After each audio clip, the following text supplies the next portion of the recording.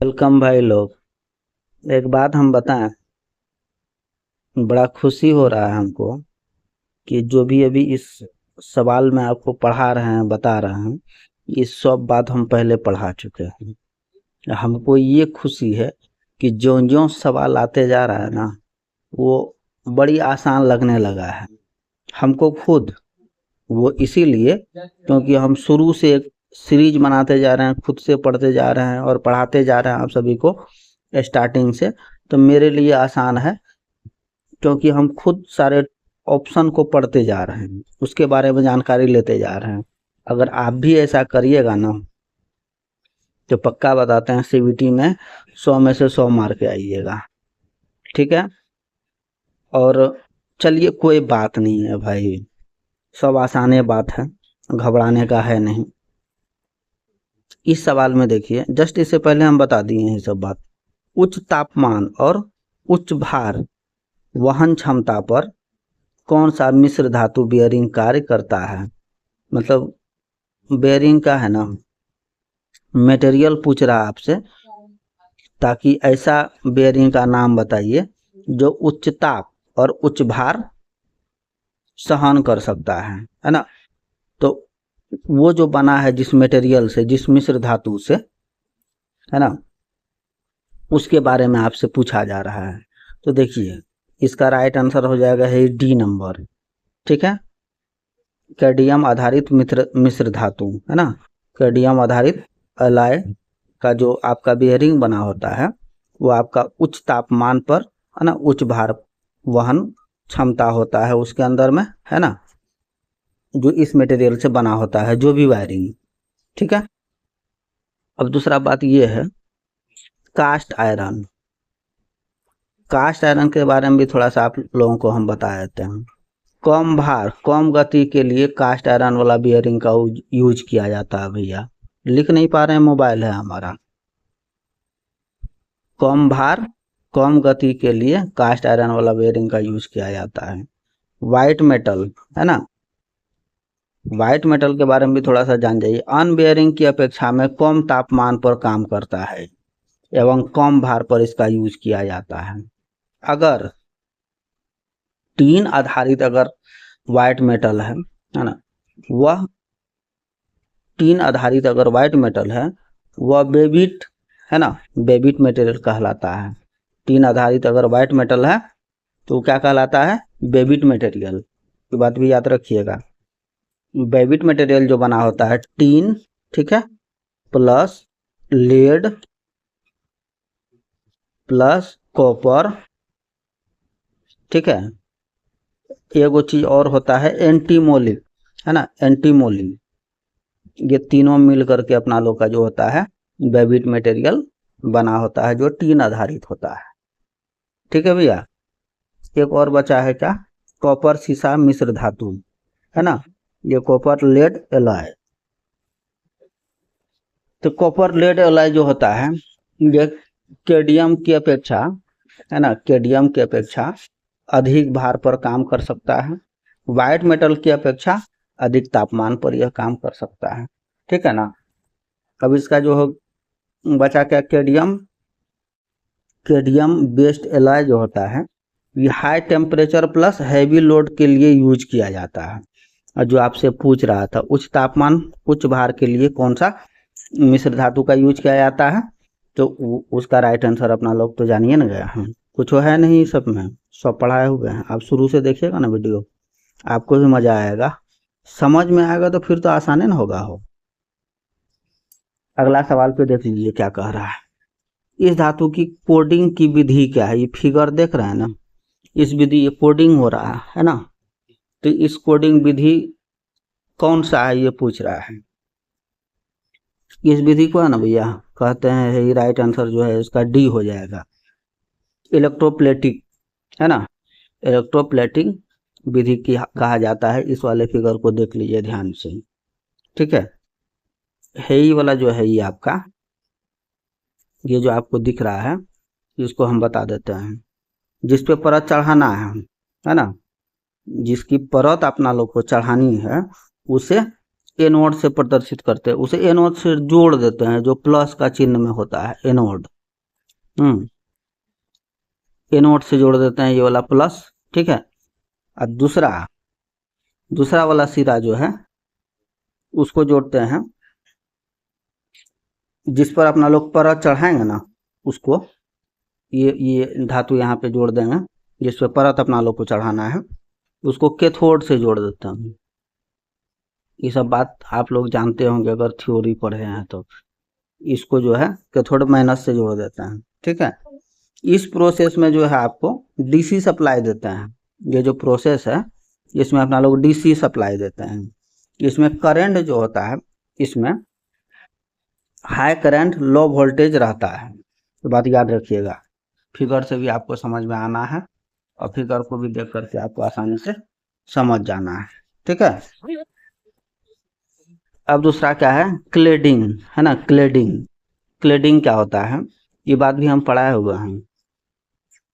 इसमें क्या होता है, किसी रोलर की सहायता से, जैसे बीच में धातु दे दिए ना, रोलर के द्वारा कोई दूसरा कलर इस पे चढ़ा करके, है ना, इसको दबा दिया जाता है रोलर से, है ना। इसको दबा मतलब कोई दूसरा कलर इसमें डाल करके रोलर की सहायता से इसको दबा देते हैं जंग से बचाने के लिए धातु को। जैसे ये अगर कुछ और धातु है, इस पे कुछ और धातु जंग से बचाने के लिए पेंट करते हैं ना, तो क्लेडिंग जो प्रोसेस है, क्लेडिंग प्रोसेस में क्या है, रोलर की सहायता से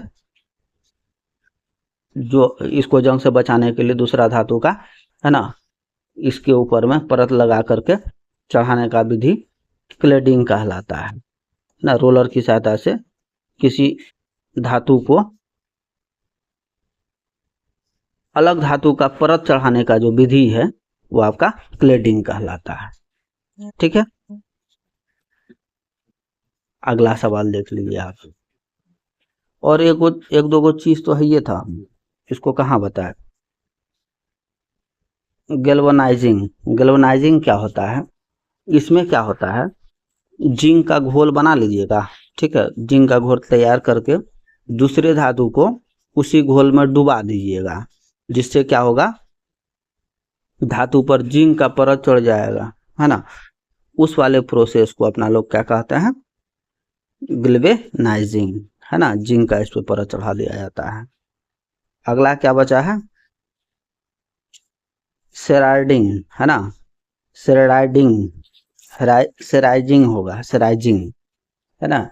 सेराइजिंग में क्या होता है, इसमें तो अपना लोग क्या कहते हैं, हम ग्लेनाइजिंग में क्या किए, जिंक का घोल बना करके परत चढ़ा दिए, उसमें डुबा दिए किसी दूसरे धातु को, जिंक का परत चढ़ गया उस पर, वो कहला गया गैल्वेनाइजिंग, है ना। सेरेडाइजिंग क्या होता है, इसमें क्या होता है, जिंक का पाउडर होता है, तो जिंक के लेकिन पाउडर के फॉर्म में होता है, जिसको 370 डिग्री पे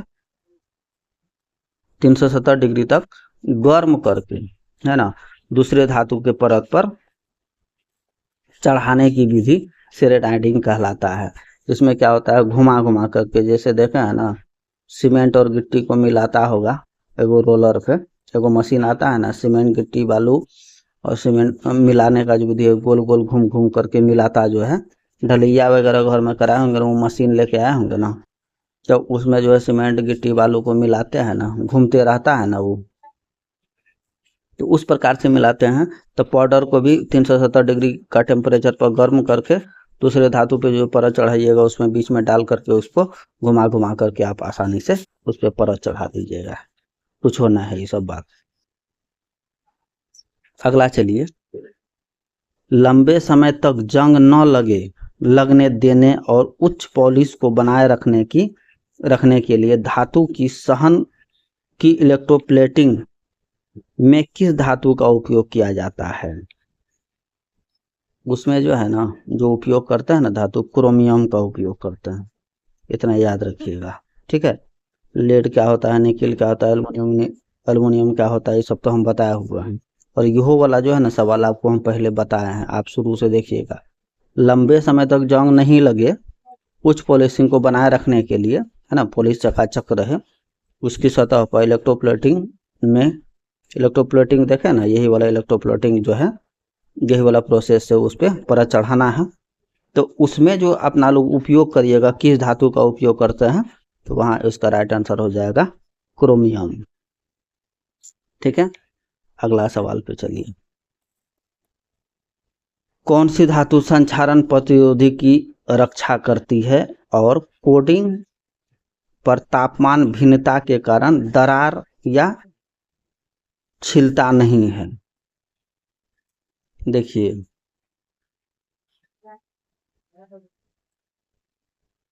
जस्ता जो होता है ना, ये जस्ता, जिंक, ठीक है, जिंक की अगर आप परत खुले वातावरण में रखिएगा ना, ठीक है, उसका कलर जो है ना ग्रे हो जाता है, भूरा कलर हो जाता है।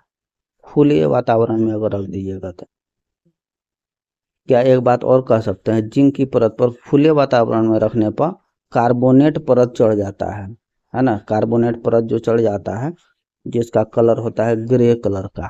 ठीक है, तो आपका आंसर भी यही जिंक हो जाएगा, जस्ता, है ना। संक्षारण को प्रतिरोध की क्षमता रक्षा करता है और कोडिंग पर तापमान भिन्नता के कारण दरार व छीलन नहीं होने देता। दरार वगैरह जो आ जाता है ना पेंट वेंट करने पे, है ना, वो नहीं होने जाता है। जंग लगने पर जल्दी जंग लगता नहीं, जंग से जस्ता जो है आपका बचाते रहता है, संक्षारण से जंग लगने से बचाते रहता है। ठीक है, उस पर अगर किसी प्रकार का कोडिंग है तो तापमान भी अगर आपका अलग अलग जगह पे रखे, अलग अलग टेम्परेचर पे रखे, उसके कारण जो है जस्ता का पेंट के कारण, जस्ता का परत जो चढ़ने के कारण ना ही दरार आता है जल्दी से उस धातु पे, ना ही जल्दी छिलता है। ठीक है, चलिए अगला सवाल। इसमें क्या कह रहा है, रासायनिक संयंत्र और खाद्य प्रोसेसिंग में किस संक्षारण प्रतिरोधी धातु का उपयोग किया जाता है? खाद्य पदार्थ से रिलेटेड है, फूड प्रोसेसिंग से, है ना। तो अब देखिए, रासायनिक संयंत्र और फूड प्रोसेसिंग में किस संक्षारण प्रतिरोधी धातु का उपयोग किया जाता है? तो एक बात देख लीजिए, उसमें इसका जो राइट आंसर हो जाएगा ना, ये डी नंबर होगा, स्टेनलेस स्टील। ठीक है, स्टेनलेस स्टील हो जाएगा इसका आंसर। 176 नंबर का देख लीजिए क्या है सवाल। थ्रस्ट बॉल बेयरिंग का उद्देश्य क्या है? अब देख लीजिए, जस्ट इससे पहले वाले वीडियो में ना बेयरिंग से संबंधित सवाल बहुत बढ़िया तरीका से हम कराए हैं, अगर देख लीजिएगा ना खेले खत्म है फिर, है ना। थ्रस्ट बॉल बेयरिंग का उद्देश्य क्या है? थ्रस्ट बॉल बेयरिंग बहुत बढ़िया तरीका से हम बताए हुए हैं। थ्रस्ट क्या होता है ना, रेडियल क्या होता है, एक्सियल लोड क्या होता है। एक्सियल लोड और थ्रस्ट लोड एक ही बात है, ठीक है। लंबवत लोड या रेडियल लोड एक बात है ना। उसका फायदा पूछ रहा है क्या होता है, उद्देश्य क्या है वो पूछ रहा है। देखिए ये बेयरिंग है ना, फिर से हम बता देते हैं, ये हम बॉल बेयरिंग का फिगर बना करके आपको हम बता देते हैं। इसके ऊपर से जो लोड लग रहा है ना, ये आपका रेडियल लोड होता है, ठीक है, रेडियल लोड, ठीक है। शाफ्ट पर, है ना, शाफ्ट पर जो ये वाला लोड लग रहा है बेयरिंग पर, और शाफ्ट डायरेक्ट यहाँ से, है ना, इस प्रकार का लोड अगर लग रहा है, शाफ्ट आपका इस दिशा में है और शाफ्ट पर इस प्रकार का जो लोड लग रहा है, एक तो ऊपर से लोड लग रहा है ना, जिसको कहते हैं रेडियल लोड। इस प्रकार से अगर लोड लगे, शाफ्ट इस प्रकार से कनेक्ट हो बेयरिंग से, ठीक है, इसी को कहते हैं क्या अपना लोग, एक्सियल लोड, है ना। एक्सियल लोड या अक्षीय लोड कहते हैं, इसी को कहते हैं थ्रस्ट लोड, ठीक है। इसी का उद्देश्य पूछ रहा है, क्या है उद्देश्य?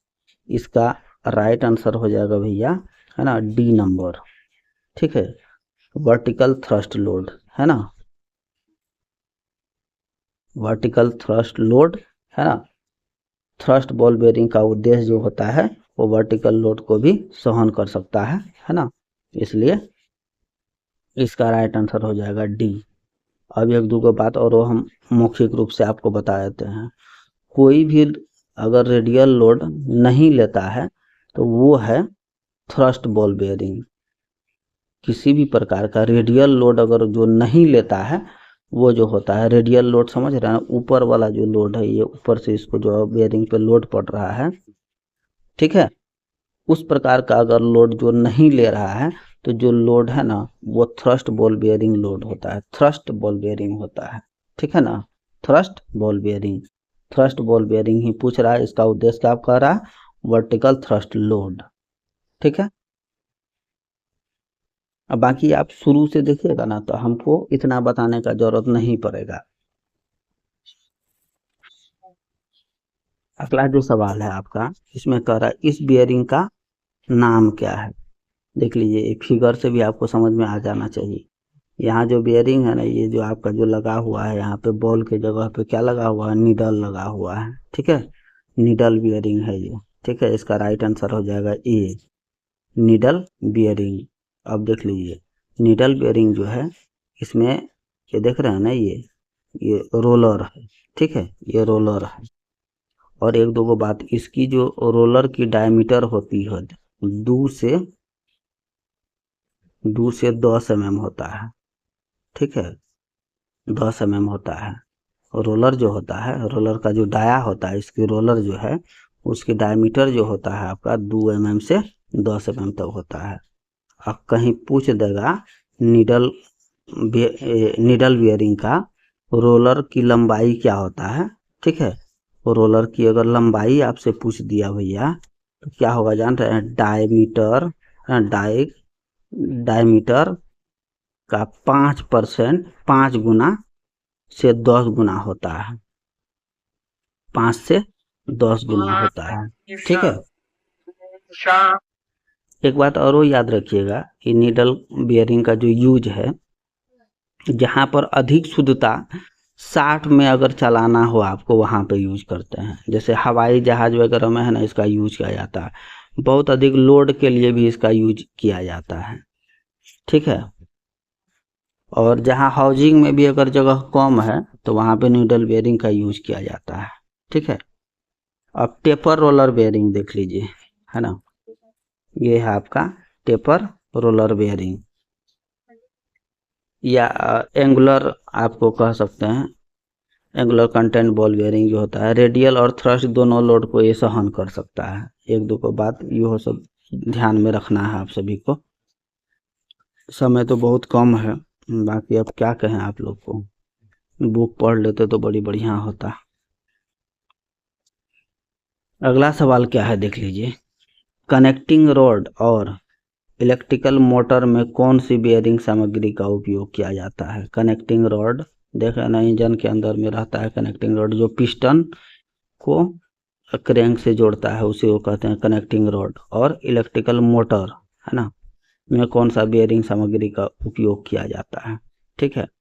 इसका राइट आंसर हो जाएगा भैया डी, कॉपर लीड मिश्र धातु का उपयोग किया जाता है आपको कनेक्टिंग रॉड और इलेक्ट्रिकल मोटर में, है ना, कॉपर लीड एलॉय है। और एक बात और है क्या, यह कैडमियम एलॉय की अपेक्षा जो है ना, अधिक भार के लिए भी इसका यूज किया जाता है, जबकि वाइट मेटल की अपेक्षा अधिक तापमान पर, है ना, इसका यूज किया जाता है। या टरबाइन में भी इस बेयरिंग का यूज किया जाता है। ये सब बात ध्यान में रखना है। अब तो समय कम है, कितना हम बताएं आप लोगों को, फिर भी प्रयास कर रहे हैं। अब इसमें देख लीजिए, रक्षात्मक सतह प्राप्त करने के लिए अन्य धातु के साथ लेपित धातु के संचालन क्या है। तो वो जो होता है ना भैया, वही देखिए, अभी जस्ट वही वाला सवाल है पिछला वाला। इसका राइट आंसर हो जाएगा आपका इलेक्ट्रोप्लेटिंग कहलाता है, ठीक है। रक्षात्मक सतह प्राप्त करने के लिए या अन्य धातु के साथ लेपित धातु को संचालन क्या है, उसको कहते हैं इलेक्ट्रोप्लेटिंग, ठीक है। अगला सवाल पे चलिए, एक दो बात और वो है, हो ग्लेनाइजिंग जो होता है, सीमेंटाइन और ये क्लेडिंग जो होता है, इसके बारे में भी आप थोड़ा सा सुन लीजिए, ठीक है। सीमेंटेशन प्रोसेस जो है ये वाला देख लीजिए। सीमेंटेशन है ना, इसको इसका जो प्रकार है ना, 3 गो है, ठीक है। पहला क्या है, एगो सबसे पहला होता है सेरेडाइजिंग प्रोसेस, ठीक है। इसमें जिंक पाउडर यूज किया जाता है जो 370 डिग्री सेंटीग्रेड पे गर्म करके उसको यूज करते हैं। दूसरा होता है क्या, क्लोरोजिंग होता है, ठीक है। क्लोराइजिंग होता है, इस प्रोसेस में जो है आपको इसमें एल्युमिनियम पाउडर का यूज किया जाता है ना। इसका यूज करते हैं 850 से 1000 डिग्री सेंटीग्रेड पर गर्म करके इसका यूज करते हैं। तीसरा होता है क्रोमाइजिंग प्रोसेस, क्रोमेसिंग प्रोसेस। इसमें जो है क्रोमियम पाउडर का यूज करके 1300 से 1400 डिग्री सेंटीग्रेड पर गर्म करके यूज करते हैं भैया। ये सीमेंटेशन का प्रकार है 3 को, ठीक है। अब अगला देख लीजिए, जंग को रोकने के लिए क्लोराइजिंग प्रक्रिया में किस धातु के पाउडर का उपयोग किया जाता है, अभी जस्ट जो आपको बताए हुए थे, है ना। जंग को रोकने के लिए क्लोराइजिंग, है ना, क्लोराइजिंग अभी जो बताए हुए थे आपको, ये 3 को प्रकार। क्लोराइजिंग में कौन सा पाउडर का उपयोग किया जाता है, तभी बोले थे ना क्रोमियम, है ना, क्रोमियम पाउडर का उपयोग किया जाता है। क्या इसका राइट आंसर ना हो जाएगा आपका सी नंबर, ये डी नंबर, ठीक है, डी नंबर हो जाएगा। जिसका जो अपना लोग जो उपयोग करते हैं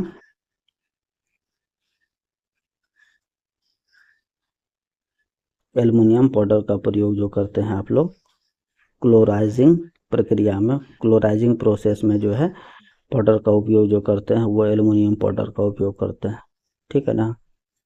तो एल्युमिनियम पाउडर का प्रयोग करते हैं, ये सब बात आपको 850 डिग्री से 850 डिग्री से अभी तुरंत बताया थी 1000 डिग्री सेंटीग्रेड तक, ठीक है, अपना लोग गर्म करके इसका यूज करते हैं क्लोराइजिंग प्रक्रिया में, क्लोराइजिंग प्रोसेस में, ठीक है।